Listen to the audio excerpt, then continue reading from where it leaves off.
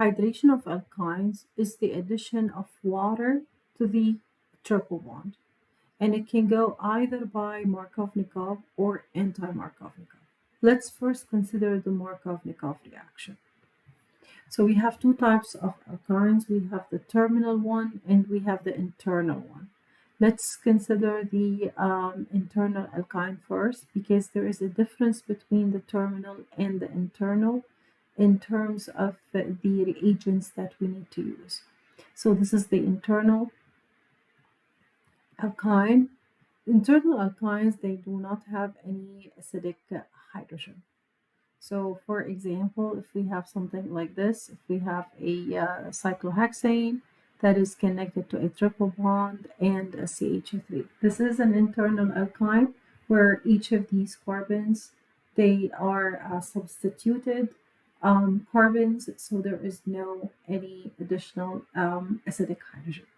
So the reagents for the hydration in presence of Markovnikov, you are using water in presence of an acid. The acid can be either a sulfuric acid or a phosphoric acid.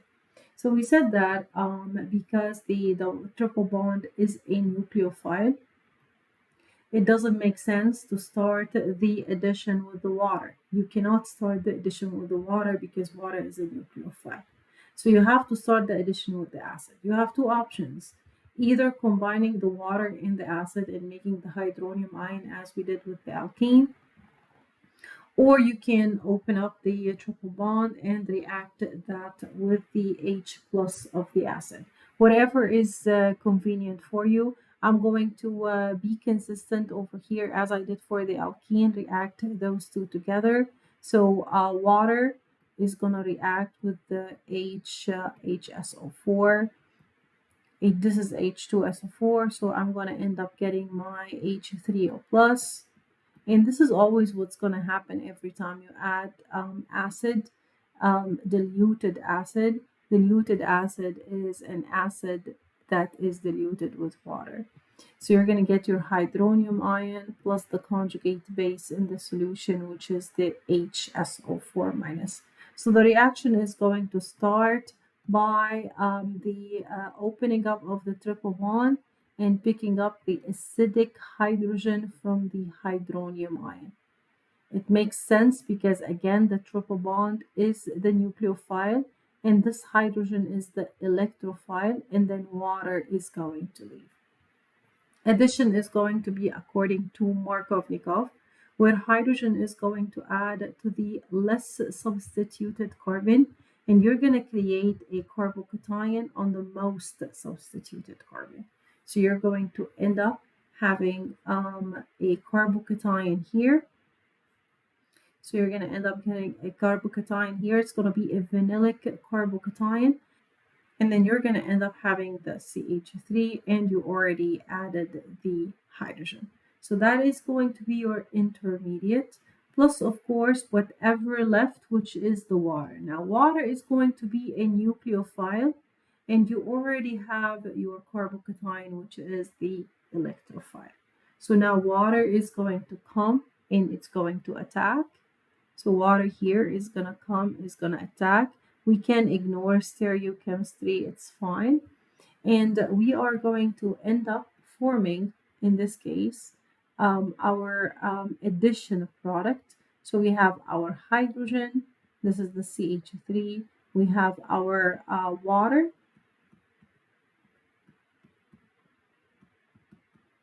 and we have the cyclohexane. Here you go. Now, we're not done from the reaction yet because our product is charged.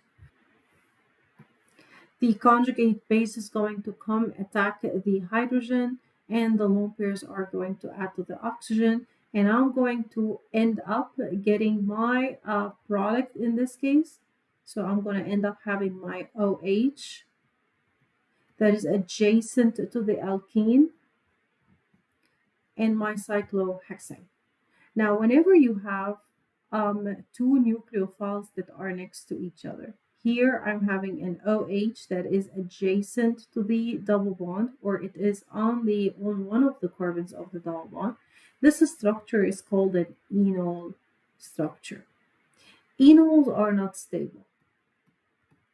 And the reason why they are not stable, because you do have a nucleophile next to an electronegative element, which is also electron rich. So you have two electron rich species next to each other. This we call it an enol structure. Now that enol structure, because it is very unstable, it's gonna try to rearrange itself into a more stable form. That rearrangement, we call it tautomerization. So the enol is going to come and tautomerize. So let me go ahead and draw that enol back again. So that enol is going to come and tautomerize. Tautomerization is happening. It's going to happen in acidic medium. Since my medium here is an acid, it's going to happen in acidic medium. So the process here, it's called tautomerization. And tautomerization involves a couple of steps in there. We're going to talk about the mechanism, and then I'm going to show you how to get from the enol to the more stable tautomer product. So tautomerization here happens in presence of an acidic medium, and we also have an acidic medium over here. So I'm going to use that same medium in order to tautomerize the enol or arrange the enol to a more stable form product. So the first step over here, you have your hydrogen H plus in presence of water. So these two over here, they're going to combine together and make the hydronium ion.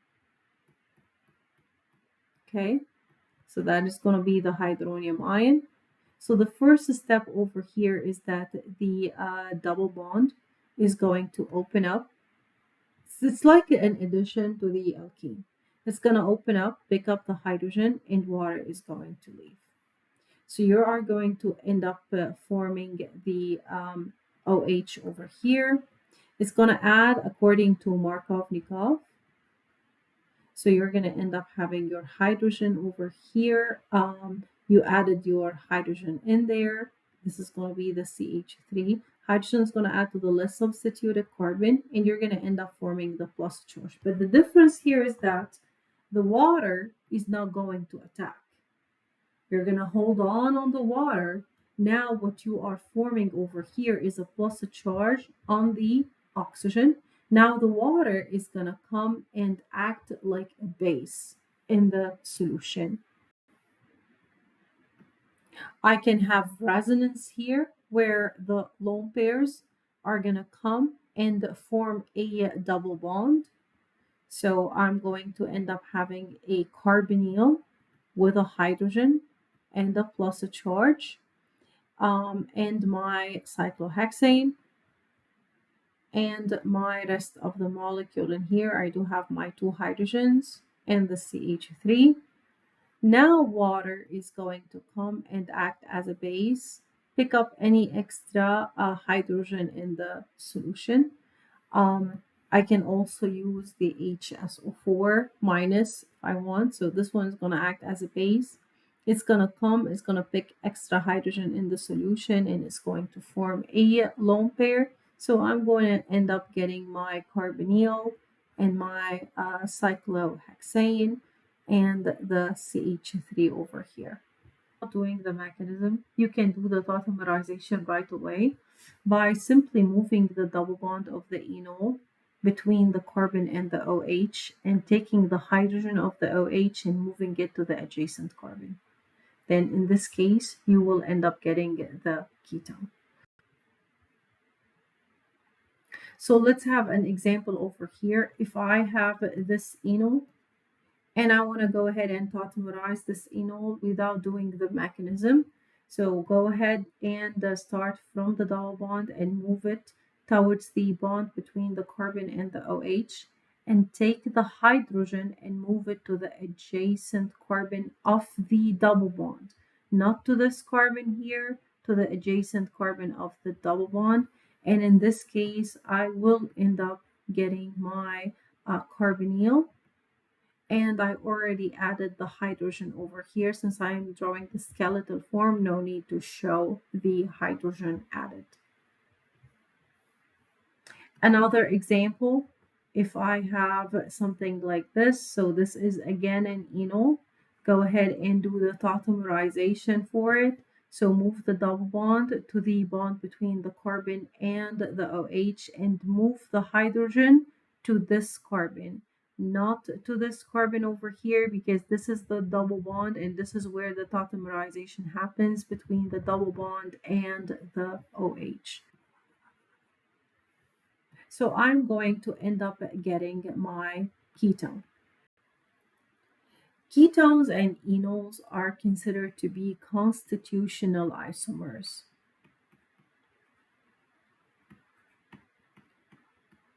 Both share the same molecular formula, number of carbons, oxygens, hydrogens the same, but the connectivity of the atoms, they are different. The ketone is always more stable than the enol. So whenever you have these reactions and you show the enol as a product, then this is considered to be wrong because ketones are more stable and always enols, they are less stable. So they are going to try to tautomerize and rearrange to form the most stable carbonyl. So if I consider this example over here, I'm doing hydration for internal alkynes. This is going to follow Markov-Nikov. So check both of your carbons of the alkyne. This carbon over here is going to be the less substituted carbon. So this is where the hydrogen is going to add. And this one is going to be the most substituted. And this is where the OH is going to add. So go ahead and now you're going to form your alkene. You're going to have your OH over here and you're going to have your hydrogen over there. This is considered to be the enol. So let's highlight the enol part. It's the alkene together with the OH. This is going to be the enol. So the enol are not stable. So enols are going to try to tautomerize, meaning that they are going to rearrange into a more stable product. And the more stable product is whenever you take the double bond, move it between the carbon and the OH, and take this hydrogen and move it towards the adjacent carbon of the alkene. So now you are going to form your ketone in this case. Count your carbons. And the carbons over here are 1, 2, 3, 4, 5, 6, and 7. So let's go ahead and draw it. 1, 2, 3, 4, 5, 6, and 7. 1, 2, 3, 4, 5, 6, and 7. Now between the 5 and the 6, I do have my carbonyl. So over here, I do have my carbonyl. In there, this is going to be 1, 2, and 3. This is going to be 1, 2, and 3. Label the carbons if you get confused so that you would know that at carbon number 3 it was an OH. So carbon number 3 was an OH and turned into a carbonyl. And carbon number 2 over here had the hydrogen. So I know that my double bond was between those two carbons in there. Hydrogen added to the less substituted. OH was here, so our OH added to the most substituted, so the reaction follows the Markov-Nikov. This is how I go backwards in this case. So my final product for this reaction is going to be my ketone. When enols, they tautomerize into a ketone, then the direction of equilibrium is going to be towards the ketone and not towards the enol. So it's going to be a little bit towards the enol, but we know that the most stable product is going to be the ketone. Terminal alkynes, they also undergo hydration, according to Markov-Nikov. But the only difference is that terminal alkynes, they do have an acidic hydrogen. And we know that the first step of the reaction mechanism is simply the triple bond opening up and picking up the acidic hydrogen. So in this case, with the terminal alkyne, it's not possible because you will be having two acids reacting with each other, so that will end up having no reaction. So this is why we have with terminal alkynes to add another reagent, which is the HgSO4. This is what's going to start the reaction first. So every time you start with a terminal alkyne and you want to do the hydration, make sure that the HgSO4 is there together with the hydronium ion. The reaction is still going to follow the Markovnikov. Still hydrogen will add to the less substituted carbon. So I do have my hydrogen here. And the OH is going to add to the most substituted carbon. I'm going to end up having my enol, and then I'm going to tautomerize the enol into a ketone. So tautomerization over here, moving the double bond to the CO bond, and moving the hydrogen to the adjacent carbon to get the ketone.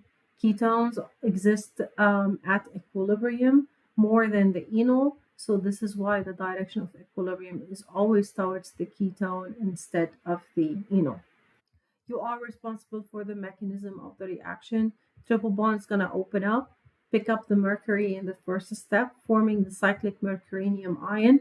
Then water is going to attack the most partial positive like carbon, and any base in the solution will pick up the extra hydrogen, and you're going to end up getting your enol. The reaction is not done yet because this reaction happens in presence of an acidic medium. So the acid is going to replace the Hg with a hydrogen. You are not responsible for this part of the mechanism. So simply replace the Hg with the hydrogen, and that hydrogen comes from the acid. This is the enol. You can simply do the tautomerization by moving the double bond to the bond between the carbon and the oxygen, and moving the hydrogen to the adjacent carbon of the double bond. You're going to end up getting your ketone. So the first thing that you're going to do over here is locate your triple bond, where your triple bond is, and know what type of triple bond you are working with, internal or terminal. So this one is a terminal triple bond, so definitely I would need the HgSO4 because this one is going to start first and form the mercurinium, the cyclic mercurinium ion. The addition is going to be according to Markovnikov. So if it's according to Markovnikov, then I will be adding my hydrogen to the less substituted carbon, and I will be adding my OH to the most substituted carbon. So I'm going to end up getting my enol in this case. Don't forget that enols are alkenes. So you're moving from a triple bond to a double bond. After you form your enol, go ahead and tautomerize, move the double bond to the bond between the carbon and the oxygen, take the hydrogen and move it to the adjacent carbon of the double bond in order to form the ketones. Ketones, they exist at a higher percentage than enols at equilibrium. This is why the direction of equilibrium needs to be towards the ketone, and this is going to be your final product. If I'm having an internal triple bond, then in this case, I'm going to end up adding my hydrogen over here to the less substituted carbon, OH to the most substituted carbon. You are going to form the enol, do the tautomerization, move the double bond to the bond between the carbon and the oxygen, and move the hydrogen towards the carbon of the double bond, and you're going to end up getting your ketone. The other type of hydration of alkyne is going to follow the anti-Markovnikov. This one, you're not responsible for the mechanism. We've considered the borane with alkenes, and we said that this follows the anti-Markovnikov because we are using a peroxide. So once you see peroxide, this means that it's an anti-Markovnikov. It's a hydration reaction after all. So you're adding the hydrogen and the OH, but now the hydrogen will add to the most substituted carbon, and the OH will add to the least substituted carbon. Starting with a terminal alkyne, always with anti-Markovnikov, will give you the aldehyde product. This is the only alkyne that gives you an aldehyde as a product. You would need anti-Markovnikov hydration, and you would need a terminal alkyne to get the aldehyde product. As you can see over here, the hydrogen is adding to the most substituted carbon, OH to the least substituted carbon. So you would need to have an OH to the least substituted carbon so that it's terminal, so that you can end up getting your carbonyl of the aldehyde. If you are starting with an internal alkyne, then in this case, the OH will add to the less substituted carbon. So this is going to be the less substituted carbon. And the hydrogen will add to the most substituted carbon. And you can do the tautomerization in there and get the ketone. When you're doing the tautomerization, always count your carbons so that you won't miss a carbon during the tautomerization.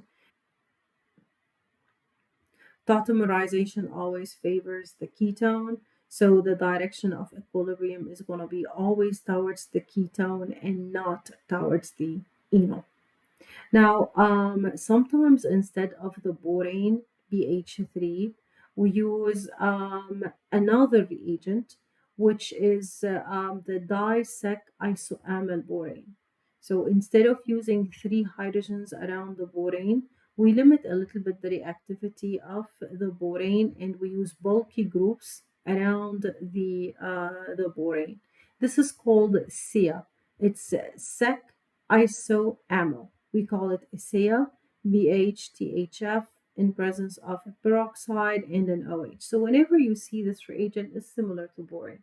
You're adding hydrogen and OHs according to anti-Markovnikov in there. So this is a terminal alkyne now. I'm adding my OH to the less substituted carbon, hydrogen to the most, and then you can do the tautomerization, showing the direction of equilibrium favoring your carbonyl, which is in this case the aldehyde.